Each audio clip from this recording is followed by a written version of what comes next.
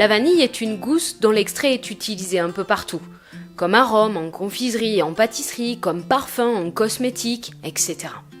La précieuse gousse pousse sur le vanillé, orchidélia naissante aux feuilles grasses, originaire du Mexique et importée dans l'océan Indien à la fin du 19e siècle.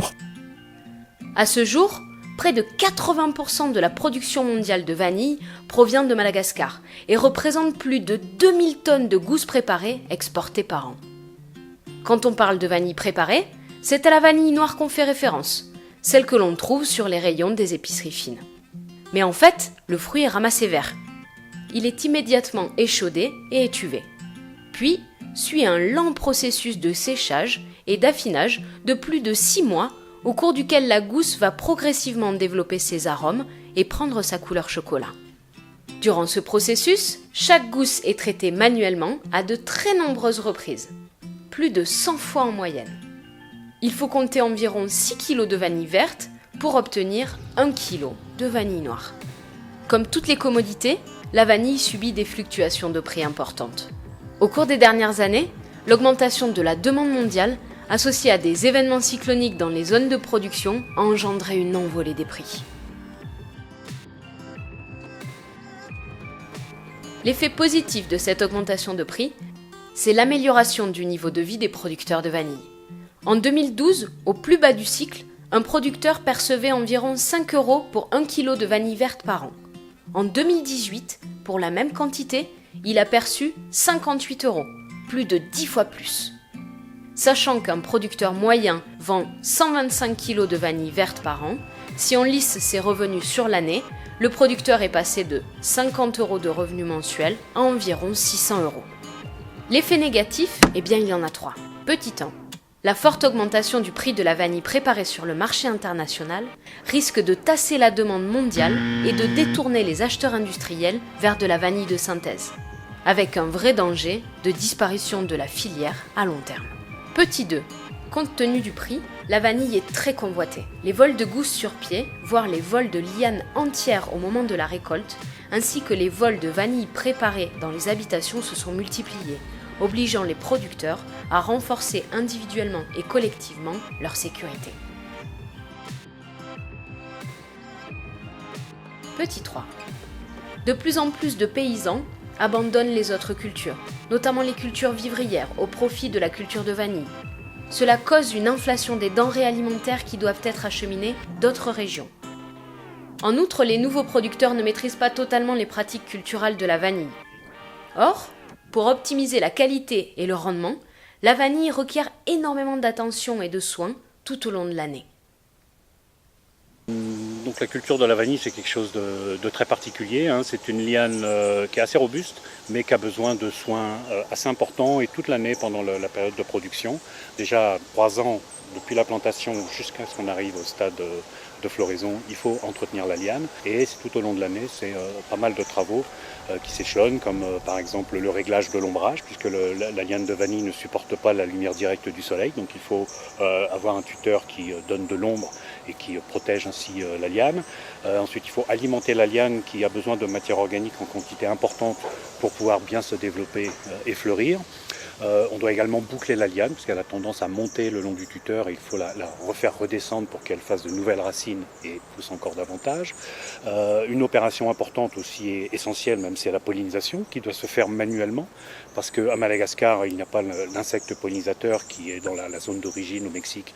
Il y a un insecte qui fait cette pollinisation. À Madagascar, il faut tous les matins aller polliniser les fleurs qui sont ouvertes pour obtenir ensuite des fruits qu'on doit récolter à un stade idéal, c'est-à-dire lorsque les composés aromatiques sont en quantité maximale, ce qui va permettre, in fine, après toutes les étapes de préparation de la gousse, d'avoir un produit, la vanille noire, au parfum inégalable.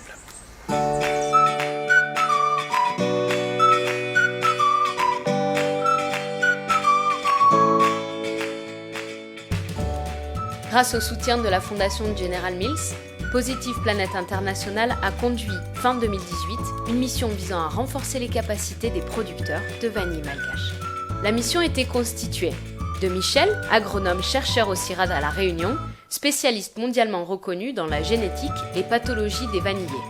Pour l'équipe de Positive Planet, de Issa, directeur région Sava, Florence, responsable communication et développement, Manch, responsable d'appui aux coopératives de producteurs de vanille, Pix, animateur des groupements d'épargne et de crédit communautaire des villages de producteurs, Florent et Freddy, techniciens agricoles.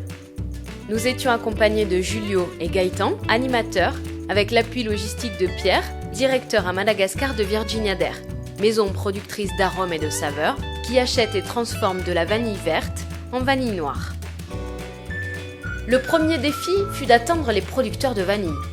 Notre expert vanille venait de la Réunion. Une fois arrivé à Antananarive, la capitale de Madagascar, il a fallu 1h30 d'avion,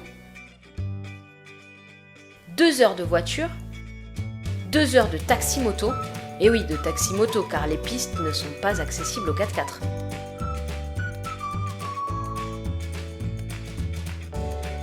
Et enfin, une journée de marche pour arriver dans les communautés des producteurs de vanille.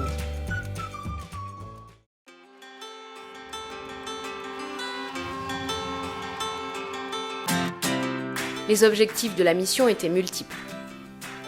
Le premier volet consistait à visiter des parcelles de vanille et à échanger avec les producteurs locaux sur les pratiques agricoles. Il fallait d'abord observer les techniques afin d'établir un diagnostic des bonnes pratiques culturales et des pratiques à éviter, adaptées au contexte régional. L'objectif était ensuite de conseiller directement les producteurs sur les méthodes vertueuses à adopter. Le deuxième volet consistait à réaliser des tests virologiques. L'objectif était de prévenir des possibles maladies sur les lianes, d'apprendre à les diagnostiquer et surtout d'apprendre à limiter leur propagation. Et la mesure la plus évidente pour lutter contre la transmission des maladies d'une plante à l'autre, c'est se laver les mains. La deuxième mesure, c'est de limiter l'introduction dans sa plantation des lianes dont on ne connaît pas la provenance. En effet, si on plante une liane malade, c'est toute la plantation qui est en danger, puisque les maladies se propagent par le sol ou par simple contact. Dans le cadre de ce deuxième volet, on a conduit une analyse sur les nuisibles locaux, comme cette petite bête, le Cacamenaloa, littéralement insecte à tête rouge de la famille des coléoptères. L'observation de l'insecte doit se poursuivre afin de trouver son habitat naturel et son mets favori. Michel Grisoni pourra ensuite nous conseiller sur la mise en place de pièges naturels pour limiter les dégâts de l'insecte sur les lianes et sur les fleurs de vanille. Le troisième volet de la mission visait à renforcer les capacités de l'ensemble des équipes partenaires de ce projet. Une formation a eu lieu auprès des agents de Positive Planet et de Virginia Dare afin qu'ils puissent encore mieux accompagner les producteurs de vanille du programme dans l'optimisation du rendement de leurs exploitations et dans la production de vanille de qualité. En 2019, Michel Grisoni sera à nouveau sollicité par l'équipe du projet. Il s'agira de mettre en place une pépinière de vanille afin de produire des lianes saines et de qualité à disposition des producteurs, d'établir une plantation de vanille modèle pour les formations agricoles et de développer un guide des bonnes pratiques culturales adapté au contexte local, support de formation pour les renforts de compétences des producteurs de vanille. Nous vous tiendrons informés.